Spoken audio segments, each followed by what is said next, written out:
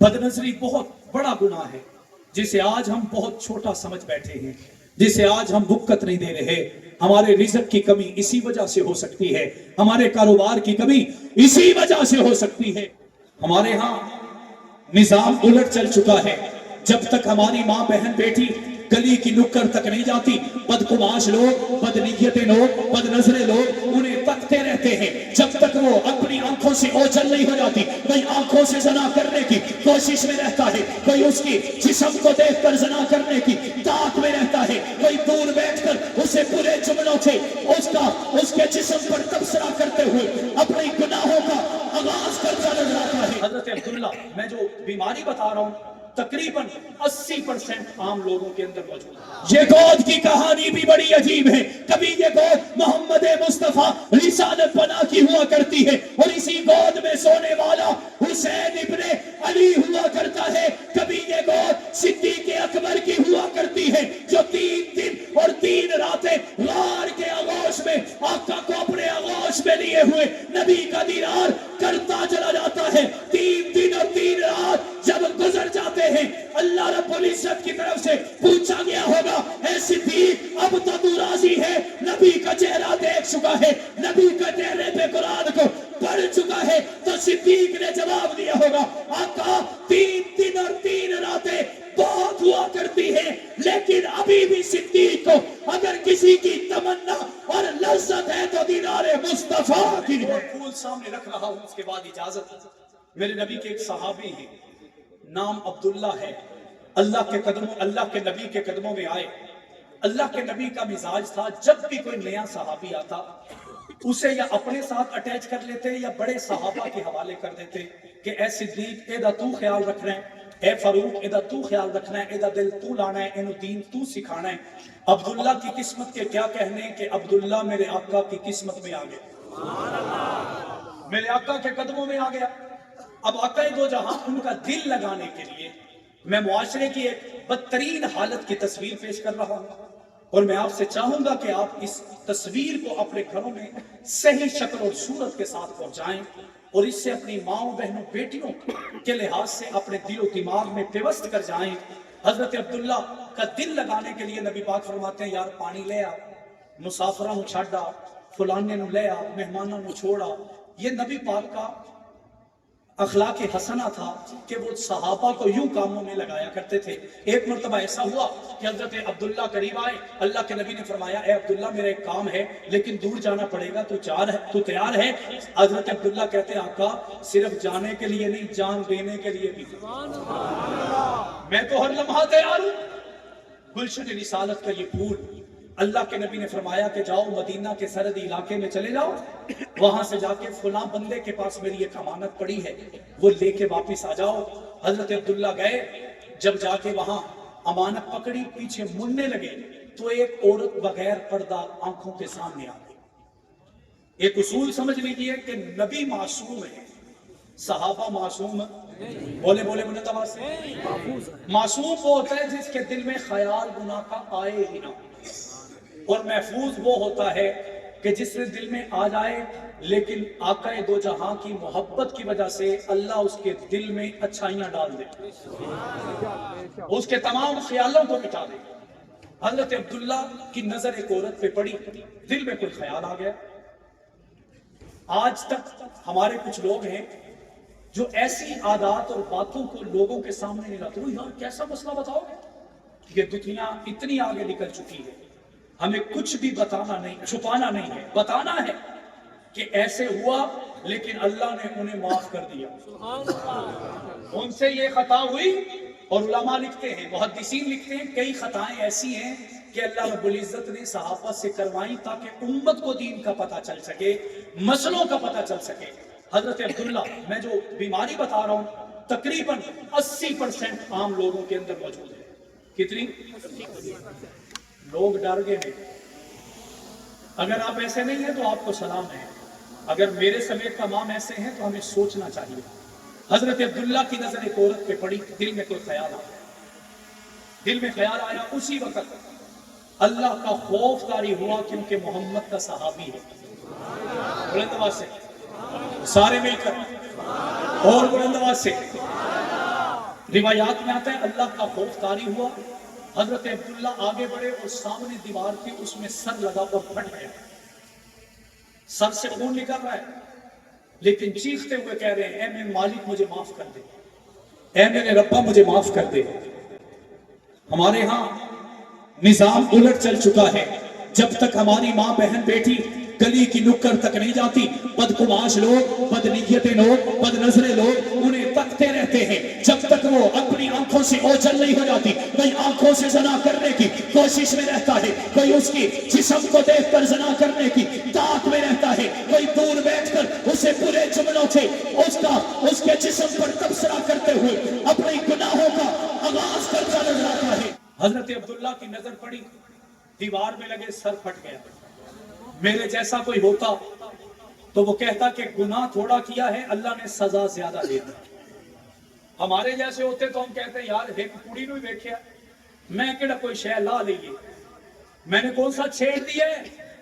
اللہ کی قسم اگر یہی تصور ہم اپنی بیٹی کے لیے کریں تو کیسا ہوگا، اگر کسی کی بہن اپنی بہن کے لیے کریں تو کیسا ہوگا۔ حضرت عبداللہ اسی وقت اٹھے، نہ گھر گئے نہ نبی کے در گئے، روایات میں آتا ہے اٹھے اور جنگل کی طرف چلے گئے، جنگل میں چلے گئے، جنگل میں۔ آج ہم اپنے آپ کو اس جگہ پہ رکھ کر سوچیں، کون سا بندہ ہے جس نے آج بد نظری نہیں کی، کون سا انسان ہے جس نے آج اپنی آنکھوں سے گناہ نہیں کیا۔ حضرت عبداللہ جنگل میں چلے گئے، ایک دن گزرا، دوسرا دن گزرا، تیسرا دن گزرا، چوتھا دن گزرا، 10 20 40 دن گزر گئے، عبداللہ کا کوئی پتہ نہیں ہے۔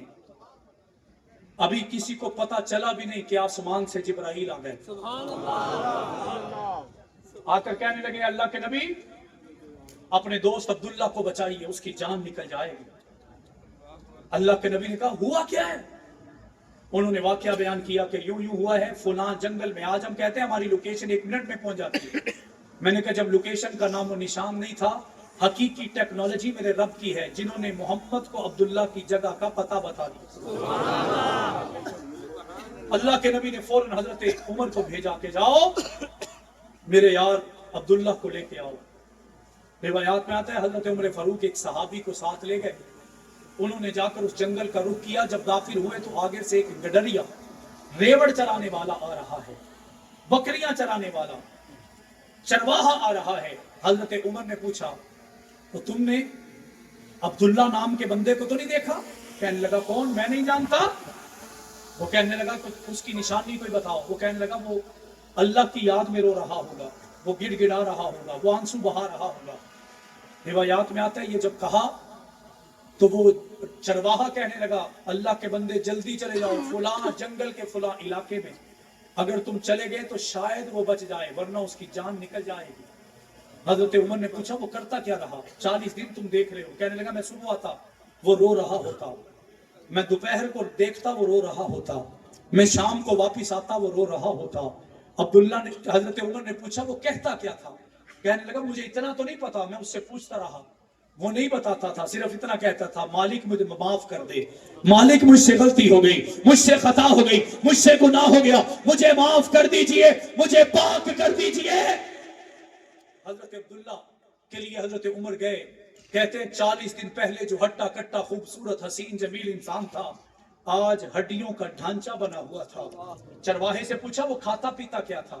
وہ کہنے لگا کہ جب اسے پیاس لگتی تو میری بکریوں کے ساتھ پانی پی لیا کرتا، جب اسے بھوک لگتی تو درختوں کے پتے کھا لیا کرتا اور رونا شروع کر دیتا اور رو رو کر کہتا مالکہ مجھے معاف کر دے۔ حضرت عبداللہ کے پاس حضرت عمر گئے تو دیکھا وہ ہڈیوں کا پنجرہ بن چکا ہے۔ حضرت عمر نے پوچھا اے میرے بھائی عبداللہ خیر تو ہے، کیا کر لیا؟ حضرت عبداللہ کی چیخیں نکلی اور چیخ کر یہ نہیں کہا میری سزائیں پوری ہو گئی، مجھ سے رب راضی ہو گیا، بلکہ چیخ کر کہنے لگے اے عمر تو کیوں آیا ہے؟ میں نہیں جا سکتا۔ کیوں نہیں جا سکتا؟ میری نظریں ناپاک ہیں، میرا چہرہ ناپاک ہے، میں ایسے چہرے کے ساتھ محمد کی نظروں کا مقابلہ نہیں کر پاؤں گا، مجھے چھوڑ کے چلے جاؤ، مجھے یہی مرنے دو، میں اللہ سے معافی مانگتا رہوں گا اور اسی حالت میں اپنی جان دے جاؤں گا۔ حضرت عمر فرماتے میرے نبی کا حکم ہے मैं तुझे नबी के पास ले जाना चाहता हूं। अब्दुल्ला ने कहा, अगर आका का हुक्म है, मेरी आखिरी सांस का मुझे पता चल जाए, मुझे मोहम्मद तब भी पुकारेंगे, जान चली जाएगी, लेकिन मोहम्मद के आखिरी हुक्म को भी मानता चला जाऊंगा। एक सहाबी ने इस कंधे पे हाथ रखा, एक इस कंधे के पे ऊपर हाथ रखा, एक ने इधर से पकड़ा। और जब चले मदीना में मस्जिद नबी के करीब पहुंचे, मगरिब की नमाज का वक्त है, तवज्जो है। बदनजरी बहुत बड़ा गुनाह है, जिसे आज हम बहुत छोटा समझ बैठे हैं, जिसे आज हम बुक्कत नहीं दे रहे। हमारे रिज़्क़ की कमी इसी वजह से हो सकती है, हमारे कारोबार की कमी इसी वजह से हो सकती है। गुलशने रिसालत के फूल की खुशबू तो सूंघिए। जब नबी पाक के दर पर जाने लगे, कहने लगे, जरा रुक जाओ, मगरिब की नमाज शुरू हो लेने दो, मुझे फिर ले जाना। हजरत उमर ने कहा, क्यों? कहने लगे, 40 दिन हो गए इन कानों ने मोहम्मद के आवाज़े को नहीं सुना, 40 दिन हो गए इन आंखों ने मोहम्मद का दीदार नहीं किया।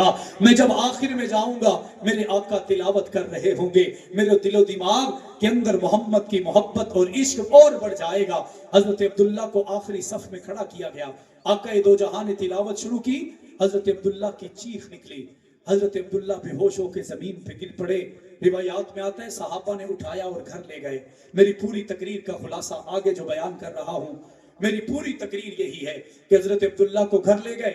अल्लाह के लाडले पैगंबर ने नमाज पढ़ाई, फारिग होके ये नहीं कहा कि इसे थोड़ी देर रुक लेने दो, इसको इसके गुनाह की सजा मिल लेने दो, लेकिन ये फरमाया कि मुझे तो मेरे यार अब्दुल्ला की याद आई थी, वो किधर है? कहने लगे, वो बेहोश हो गया, उसे घर ले गए हैं। आका ने फरमाया, बाकी बातें बाद में होंगी, मुझे ले चलो, मैं अब्दुल्ला के चेहरे का दीदार करना चाहता हूं। आका दो जहां घर चले गए। रिवायात में आता है, हजरत अब्दुल्ला ने यूं अपने चेहरे पर कपड़ा या हाथ रख लिया, आका आप मेरा चेहरा मत देखिए, ए आका मेरी आंखों में मत देखिए, नापाक है, इनमें इतनी शक्कत नहीं, इनका इतना रुतबा नहीं कि आपके मुबारक चेहरे को देख सके। जुर्म क्या है? एक लड़की के ऊपर एक नजर पड़ी है। जुर्म क्या है कि एक औरत को देखा है। आका दो जहां ने फरमाया, अब्दुल्ला मुझे अपना चेहरा तो दिखा। अब्दुल्ला ने कहा, कैसे दिखा दूं, मेरा चेहरा नापाक है, आप मत देखिए। आका ने फरमाया, परेशान ना हो, आज तेरी पाकी की कसमें जिब्राइल ने आसमान से आके खाई और अल्लाह ने तुझे आसमानों पे माफ कर दिया है। आका, रब ने तो माफ कर दिया, क्या आपने माफ किया? आका ने मुस्कुरा के फरमाया, है अब्दुल्ला, जिससे खुदा राजी उससे मोहम्मद मुस्तफा राजी। अब अगली बात सुनिए, हैरत में मुब्तला हो जाएंगे। आका दो जहां करीब चले गए। आका दो जहां ने फरमाया कि ए अब्दुल्ला, आज मेरी एक फरमाइश है। क्या फरमाइश है? आका फरमाने लगे, मेरा दिल चाहता है कि आज गोद मेरी हो, मुखड़ा तेरा हो। आज गोद मेरी हो, चेहरा तेरा हो। मैंने कहा, ये गोद की कहानी भी बड़ी अजीब है। ऐसे नहीं बुलंद आवाज से, ये गोद की कहानी भी बड़ी अजीब है।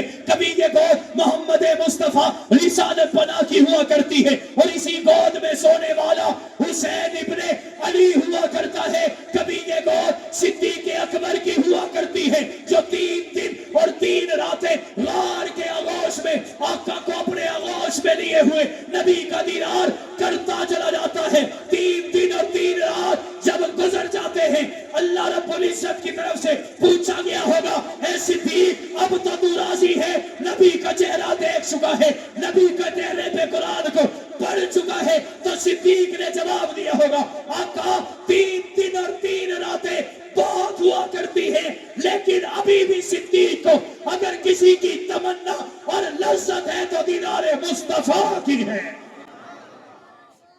रिवायात में आता है, आका ने फरमाया, गोद मेरी हो, मुखड़ा तेरा हो। हजरत अब्दुल्ला की चीखें निकली, कहने लगे, आका जैसे आपका दिल करता है। आका ने गोद में अब्दुल्ला को रखा, गोद में रखा था। आका दो जहां उनके सर से कपड़ा हटाते हैं, जैसे माँ अपने बच्चे से प्यार करते हुए उंगलियों को सर के बालों के अंदर डाल कर सहलाती है, नबी पाक यूं हजरत अब्दुल्ला के सर के बालों को सहला रहे हैं। मैंने कहा, ये मंजर तभी बनता है जब खुदा भी राजी हो और मोहम्मद मुस्तफा भी राजी हो। रिवायात में आते हैं, आका दो जहां यूं ही उंगलियों से उनके सर के बालों को सहला रहे हैं। सहलाते सहलाते क्या देखते हैं कि इजराइल आए और उसी हालत में हजरत अब्दुल्ला की रूह को कब्ज करके चले गए। इन्ना लिल्लाहि व इन्ना इलैहि राजिऊन। ऐ कायदाबाद वालों, मुझे तुम बताओ मैं रोऊं या मुस्कुराऊं? रोना इस वजह से कि अब्दुल्ला चला गया, मुस्कुराऊं इस वजह से कि अब्दुल्ला इस जन्नत से निकलकर उस जन्नत के रास्ते पे रवाना हो गए। आका दो जहां से सहाबा ने अर्ज किया, आका आप चले जाइए, हम तदफीन करते हैं, जनाजा पढ़ते हैं। आका ने फरमाया, तुम मुझे बेवफा समझते हो? तुम्हें नहीं पता इसके घर वालों ने इसे मारा भी था, मेरे लिए सहता रहा, पीटता रहा, पीटते रहे, मेरे लिए सहता रहा। इस पर जुल्म भी हुआ, जबर भी हुआ, बर्बरियत भी हुई, तादो तशरी भी थे, जारो जबर की आंधियां भी थी, जुल्म तशद्दुद के पहाड़ भी तोड़े गए थे। मेरे लिए ये सब कुछ बर्दाश्त करके अपनी दुनिया और जहान की लज्जतें छोड़कर मेरे कदमों में आ गया था। मैं बेवफा नहीं हूं, जैसे इसने वफाएं निभा छोड़ी है, मैं मोहम्मद भी वफाएं निभा छोड़ूंगा और इस अब्दुल्ला को तोड़ जन्नत में पहुंचा छोड़ूंगा। आका ने पूछा, सहाबा से पूछा, कब्रिस्तान किधर है? आका दो जहां चले और कब्रिस्तान पहुंच गए। रिवायात में आते हैं, हमारे यहाँ जब कब्र तैयार हो जाए, उसके कद काट मैयत के कद काट का बंदा उसकी कब्र में लेटा करता है कि उसकी तंगी ना हो, कब्र का साए से ही पता चल जाए। मैंने कहा, अब्दुल्ला की कब्र के अंदर जिसने अब्दुल्ला की कब्र को पास किया वो मोहम्मद मुस्तफा। आप जहां कब्र में लेट कर फरमाया कि मेरा अब्दुल्ला इसमें बड़ा खुश रहेगा। जब बाहर आए, नबी पाक ने अपने हाथों से पकड़कर उसे कब्र के अंदर उतारा। रिवायात में आते हैं, जब नबी पाक कब्रिस्तान में जा रहे थे, अल्लाह के नबी कभी यहाँ कदम रखते हैं, कभी यहाँ कदम रखते हैं, कभी इधर कदम रखते हैं, कभी इधर कदम रखते हैं। हजरत जाबर इब्ने अब्दुल्ला कहते हैं, मेरे दिल में ख्याल हुआ कि कहीं आका के जिस्म में कोई तकलीफ ना हो। आका से आके अर्ज करते हैं, या रसूल अल्लाह खैर तो है, किसी हकीम को बुलाते हैं, किसी तबीब को बुलाते हैं, किसी डॉक्टर को बुलाते हैं, आपकी अगर कोई तकलीफ है तो वो दूर कर जाते। हजरत नबी पाक ने फरमाया, जाबिर तुझे क्या लग रहा है? आका दो जहां ने फरमाया कि तुझे क्या लग रहा है? जाबर कहने लगे, मुझे तो यूं लग रहा है जैसे आप किसी से बच के चल रहे हो, लेकिन यहाँ तो कोई है ही नहीं। अल्लाह के नबी ने मुस्कुरा के कहा, ए जाबिर, आज अल्लाह ने अब्दुल्ला की तौबा को ऐसे कबूल किया है कि आज आसमान से 70,000 फरिश्ते उसके जनाजे में शिरकत के लिए और उसकी बख्शिश की दुआओं के लिए दुनिया में आ चुके हैं। मैंने कहा, मुझे ये बात कर ली दीजिए, मुझे ये कह लेने दीजिए कि बात अगर नबी के सहाबा की किसी गलती और खता की भी है, तब भी अल्लाह पाक फरमा देते हैं, तब भी उसे धो डालते हैं। और नबी का अमल ये बताए देता है, अगर कोई खता भी हो जाती है, अगर वो तौबा करते हैं तो तौबा भी इतनी सच्ची और सच्ची हुआ करती है। अल्लाह के नबी सीनों से लगा के उसे पूरे एहतराम के साथ इस्तकबाल करते हुए कब्र की पाताल में उतारते चले जाते हैं। मैंने कहा, ये गुलशने रिसालत है जिसकी हिफाजत के लिए बदर में 14 शहीद हुए, 70 में बहद में शहीद हुए, खंदको, कैबरो, तबूक, यरमूक, मोता, ज़ातुर रिकासुल अशीरा में सहाबा ने जवानियां लुटा छोड़ी, नबी का साथ नहीं छोड़ा, नबी का शहर नहीं छोड़ा, बस्तियां नहीं छोड़ी, नबी का याराना नहीं छोड़ा, नबी के कदम नहीं छोड़े, नबी का सहारा नहीं छोड़ा, नबी के कदमों में आए, बदर में गए,